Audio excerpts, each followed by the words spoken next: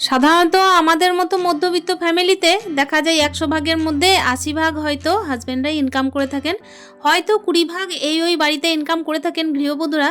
তবে কি বলতো, যেহেতু গৃহবধূদের বেশিরভাগ অংশটাই ইনকাম করেন না, সেই হিসেবে কিন্তু ইনকাম না করলেও নিজেকে সঞ্চয় করার চেষ্টা অতি অবশ্যই করতে হবে।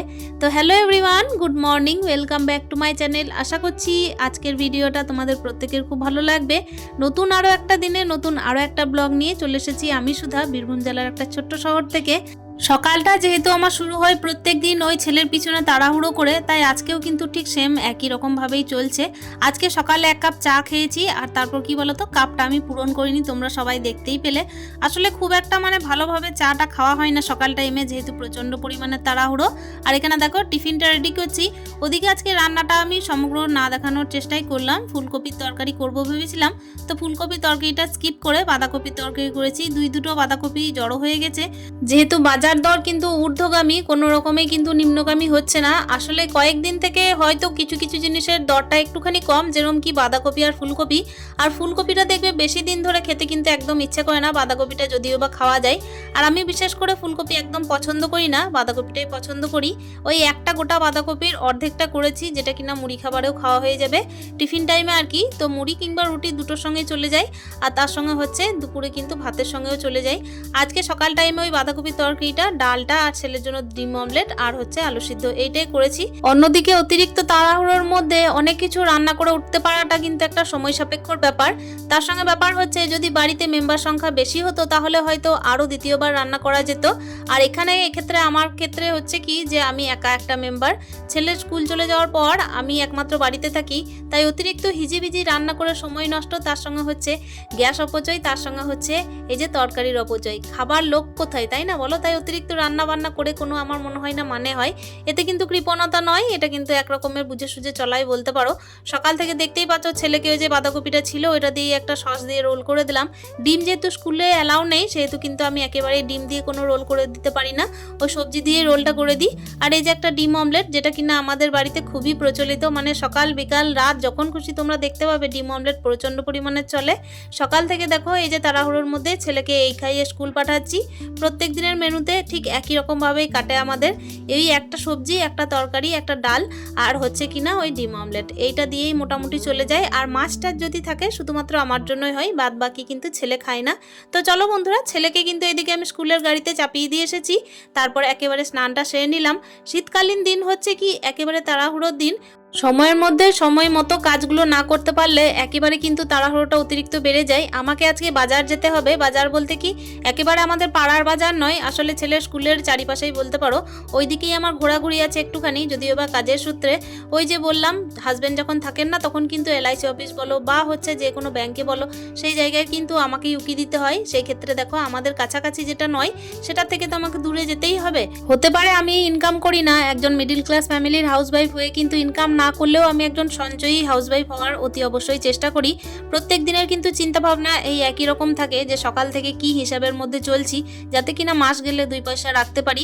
প্রত্যেক দিন দেখো এই যে পুজো দিয়ে রান্না করি, ছেলেকে স্কুল পাঠাই, এর মাঝেও যে আরও কিছু দেখতে হয় না তা নয়, ঘরের সমস্ত দিকেই কিন্তু আমাকেই দেখতে হয়। আমার যেহেতু আলাদাভাবে কোনো রকমের কোনো ইনকাম নেই, হাজব্যান্ডের ইনকাম মতোই কিন্তু একটা সংসার চলছে। আর প্রচলিত রীতিমতো কিন্তু দেখবে আগেকার দিনে মেয়েরা কোনোভাবেই ইনকাম করতো না, শুধুমাত্র পুরুষ মানুষের ইনকাম করতেন। তবে কি বলতো, আগেকার দিনে যে মহিলারা ইনকাম করতেন না তাহলে যে কোনো রকমের সঞ্চয়ী ছিলেন না তাও নয়।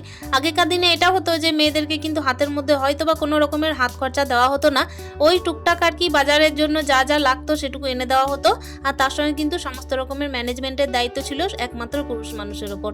আর এই আধুনিক যুগে দেখো একজন হাজব্যান্ড কিন্তু ইনকাম করে থাকেন, বাইরে হোক বা হচ্ছে ঘরে হোক, কোনো রকমের ইনকাম তিনি করেই থাকেন ব্যবসার দ্বারা কিংবা চাকরির দ্বারা, কিন্তু সঞ্চয়ী একমাত্র হতে হয় হাউসওয়াইফকে। হাউসওয়াইফকে কিন্তু পুরো সংসারটা ম্যানেজমেন্ট করতে হয়, সমগ্র দিক কিন্তু দেখতে হয়। ইনকাম না করলেও কিন্তু নিজেকে সঞ্চয়ী হওয়ার দ্বারাই কিন্তু একটা হাউসওয়াইফ তার ঘরটাকে ম্যানেজমেন্ট করে থাকে। আমি দেখো প্রত্যেক দিন যখন যেভাবে সংসারটাকে চালাই, সেটা আমার মনে হয় যে আমার কৃপণতা নয়, এটাকে আমি সঞ্চয়ী হাউসওয়াইফ রূপেই কিন্তু বলে থাকবো। প্রত্যেক দিন হয়তো অনেকেই অনেক রকম ভেবে থাকবে যে একা সংসার করছে, অনেক অনেক টাকা হয়তো জমিয়ে ফেলছে, তা আসলে নয়। তবে যা আছে তাই দিয়েই কিন্তু নিজেকে সঞ্চয় করার চেষ্টা অতি অবশ্যই করি, প্রত্যেক দিন কিন্তু এইরকম চিন্তাভাবনায় থাকে। তোমাদের সাথে গল্প করতে করতে আমি মাঝে কিন্তু বাজার গেছিলাম, ওই যে বললাম LIC অফিস যেতে হতো, তো সেখানে গেলাম। সেখানে গিয়ে ওই একই রকম চিন্তা থাকে। আমাদের এখানে যেহেতু বাজার দরটা অনেকটাই বেশি বলতে অনেকটাই বেশি, দ্বিগুণ। আর এখান থেকে যদি একটু দূরে যাওয়া যায়, ওই মোটামুটি 20 টাকা টোটো ভাড়া দিয়ে যদি যাওয়া যায়, তাহলে কিন্তু যেখানে সবজি মার্কেট আছে সেখানে একেবারে অর্ধেক দামে সবজি পাওয়া যায়। আমাদের এখানে বৃহস্পতিবার দিন হাটও বসে, তো সেক্ষেত্রে কিন্তু আমার ছেলের স্কুল থাকে বলে আমার হাটে যাওয়া যায় না। তবে যখনই কোনো রকমের সুযোগ সুবিধা পাই যে এখানে ওখানে যেতে হবে আমাকে বাজারে কোনো রকম কাজে, সেক্ষেত্রে আমি সবজিটা কিনে আনার চেষ্টা করি। আবার আমাদের এখানে ফলের দামটাও অনেকটাই বেশি। বাইরে যখনই যাই ছেলের জন্য বাদাম, ফল এগুলো কিনে আনি, যেহেতু ছোট বাচ্চার তো প্রত্যেক দিনের টিফিনে একটা করে ফল লাগেই। আমাদের এখানে আদা আর লঙ্কার দাম তো একদম আকাশ ছোঁয়া। লঙ্কা হচ্ছে 10 টাকায় 100, আর এদিকে আদাও কিন্তু 10 টাকায় 100, তাহলে হিসাব মতো কিন্তু 100 টাকা কিলো হয়। আর এখানে দেখো যে লঙ্কাটা নিয়ে এসেছি সেটা কিন্তু একেবারে 15 টাকায় এতগুলো লঙ্কা, মানে ওই 200 থেকে 250 হতে পারে। আর এখানে যে আদাটা নিয়ে এসেছি 300 গ্রামে মাত্র 15 টাকা নিয়েছে, তাহলে বুঝতেই পারছো 1 কিলোর দাম কতটা হতে পারে। আর এদিকে দেখতেই পাচ্ছ আরও কিছু জিনিস এনেছিলাম। আলুটা যদিও বা আমি এই লোকালে নিয়েছি, আসলে কি বলতো হিউজ পরিমাণের বাজার না, আমি ওভারলোড হয়ে যাই, হাতে আমার অসুবিধা হয়, সেই কারণে আমি আনতে পারি না। আর আদার্স আরও কিছু জিনিস ছিল যেগুলো কিনা আমার ছেলের আর কি টিউশনের কিংবা হচ্ছে নানা রকমের ড্রয়িংয়ের জিনিসপত্র, সেক্ষেত্রে আমার আনতে অসুবিধা, সেই কারণে কিন্তু অতিরিক্ত বাজার আমি করে আনতে পারিনি। তাছাড়াও দেখো এই যে ফ্রিজের মধ্যে কিছু জিনিস ছিল যেগুলো কিনা আমার একার সংসারে একদম এনাফ বলতে পারো, 1 সপ্তাহর আমার বেশিই চলে যাবে। আর এই যে আলু পেঁয়াজ এইগুলোই টুকটাক যা লাগবে। এক্ষেত্রে দেখতেই পাচ্ছ ওই যে বললাম বাঁধাকপি যেহেতু একটার অর্ধেক আজকে রান্না করা হয়েছিল আর অর্ধেকটা এখনো পর্যন্ত আছে। আর এই যে কুমড়ো সেটাও কিন্তু অর্ধেক করে আছে রাখা। তার সঙ্গে দেখো শিম আছে, বিনস আছে, গাজর কিন্তু এখনো আরও কিছুটা আছে। আর তার সত্ত্বেও কিন্তু আজকে গাজর এনেছি। গাজরেরও কিন্তু আমাদের এখানে দাম হচ্ছে 40 টাকা কিলো, যেটা কিনা আমি ওখান থেকে এনেছি 20 টাকা কিলো। তাহলে বুঝতেই পারছো সঞ্চয়ী হতে গেলে কিন্তু এদিকে সেদিকে যখনই চোখ পড়ে সেদিকেই কিন্তু সুযোগ নিতেই হয়। আর আমাকে তো নিতেই হয় যেহেতু আমার একা সংসার। আর একা সংসারে দেখো একার দায়িত্বে কিন্তু অনেক কিছুই পড়ে। একার দায়িত্বে সংসারটাকে গোটাগুটি ম্যানেজমেন্ট করতে গেলে কিভাবে কোন দিকে 2 পয়সা বাঁচানো যাবে সেই চেষ্টা কিন্তু আমার একার থাকবে। আর আমি যদি চাই যে উড়িয়ে দেবো সব কিছু, তাহলে কিন্তু আমার নিজের দ্বারা কিন্তু উড়িয়ে দেওয়াও সম্ভব। এটার ক্ষেত্রে কিন্তু আমাকে মানা করার কেউ নেই। তবে নিজেকে যদি আমি ঠিক রাখতে পারি তাহলে অন্যর আর কিছু বলার নেই, তাই না বলো?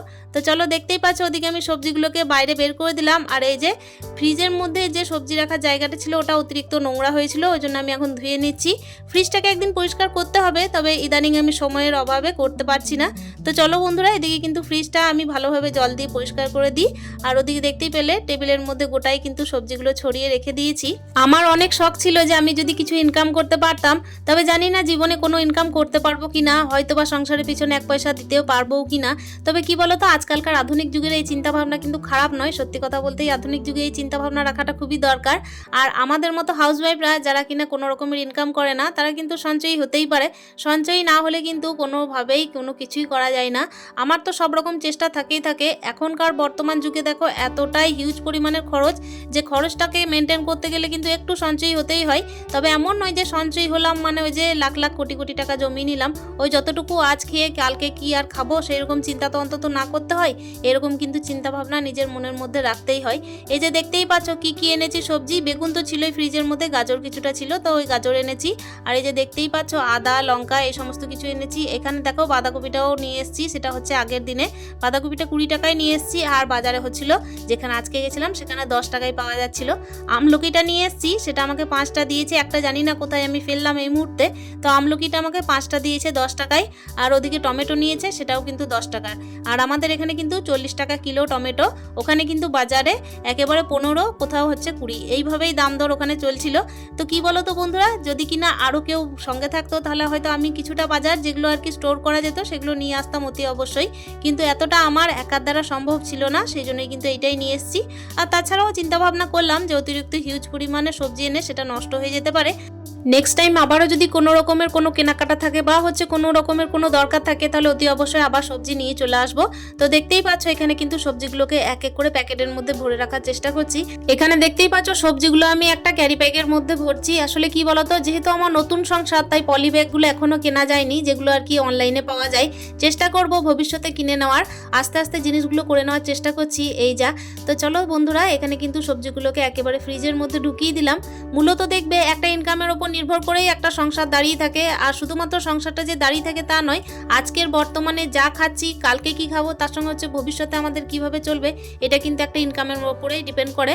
আর সঞ্চয়ী হতে গেলে কিন্তু এগুলোর অতি অবশ্যই মেনে চলতেই হবে। কেন কি দেখো, 9-6 করবো এরকম যদি চিন্তা ভাবনা থাকে তাহলে কিন্তু সংসারে কোনোদিন উন্নতি হবে না। প্রত্যেকদিন ঘুম থেকে উঠে আমার ওই একই চিন্তা থাকে যে কিভাবে যে আজকে দিনটা চালাবো, তার সঙ্গে হচ্ছে কিভাবে যে আজকে সঞ্চয় করে চলতে পারবো, কোন দিকটা ঠিকঠাক বুঝে চললে আমার 2 পয়সা থেকে যাবে আর কোন দিকটা অতিরিক্ত খরচা করা যাবে না, এরকম চিন্তা ভাবনা নিয়েই কিন্তু সবসময় চলার চেষ্টা করি। ওই যে বললাম হাজব্যান্ড বাইরে থাকেন, তার সঙ্গে হচ্ছে সমস্ত রকমের ম্যানেজমেন্টের দায়িত্ব আমার উপরই। আর সব থেকে বড় কথা হচ্ছে আজকালকার আধুনিক যুগে কিন্তু দেখবে ম্যানেজমেন্টের দায়িত্ব একজন গৃহবধূর ওপরেই থাকে, সে হাজব্যান্ড বাইরে থাকুক কিংবা হচ্ছে ঘরে থাকুক। তো চলো বন্ধুরা, তোমাদের সাথে গল্প করতে করতে একেবারে ব্লগের লাস্ট মুহূর্তে চলে এসেছি। এই টাইমে ঘরদোর কিন্তু একেবারে অপরিষ্কার লাগছিল, তাই ওই জামা কাপড়ে কিন্তু ঝাঁটটা দিয়ে নিলাম। এরপর কিন্তু একেবারে ফ্রেশ হয়ে যাব, সেই জন্যই আর কি ব্লগের লাস্ট মুহূর্তে এসে ওই একই কথা, ইনকাম নিজে না করতে পারি কিন্তু আমি একজন হাউসওয়াইফ হিসেবে, সঞ্চয়ী হাউসওয়াইফ। তো চলো বন্ধুরা, একেবারে লাস্ট মুহূর্ত পর্যন্ত যারা আমার সঙ্গে ছিলে তাদেরকে আমার অনেক অনেক ধন্যবাদ। আজকের ভিডিওটা আমি এখানেই কিন্তু শেষ করব। দেখতেই পাচ্ছ ঝাঁটার দিয়ে একেবারে ফ্রেশ হয়ে নেব। তো চলো, আজকের ভিডিওটা কেমন লেগেছে অতি অবশ্যই একটা কমেন্টের মাধ্যমে জানানোর চেষ্টা করো। তোমাদের সাথে আমার দেখা হবে আরো নতুন দিনের নতুন আরো কিছু ভিডিও নিয়ে। আজকের মতো না হয় এখানেই বিদায় নিচ্ছি, দেখা হচ্ছে অন্য দিনের অন্য গল্প নিয়ে। স্টে হ্যাপি, হ্যাপি হ্যাপি মন, টাটা।